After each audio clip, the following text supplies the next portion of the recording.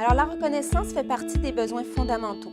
Ce qu'on a aujourd'hui, ce qu'on réalise, c'est que ça peut prendre, par exemple, quand on a une déception ou une critique, on va avoir besoin de 7 fois plus de reconnaissance pour équilibrer la perte d'énergie.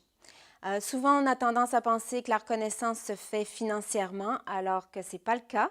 Ce qu'on réalise en plus, c'est que les nouvelles générations qui arrivent en entreprise, une fois qu'ils sont payés à juste valeur, ils ont besoin de reconnaissance humaine et autre chose justement pour se motiver.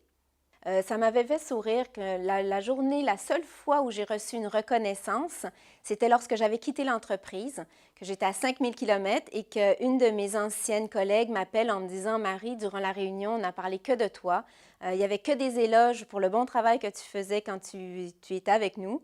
Et en l'occurrence, je me suis dit « Tiens, c'est drôle parce que si j'avais eu cette information ou si j'avais ne serait-ce reçu cette reconnaissance quand j'y étais, à l'intérieur de cette structure, j'y serais peut-être encore. » Alors, le rôle du facilitateur, ça va être justement de soutenir et d'instaurer des rituels dans la structure entre les collaborateurs pour soutenir la reconnaissance.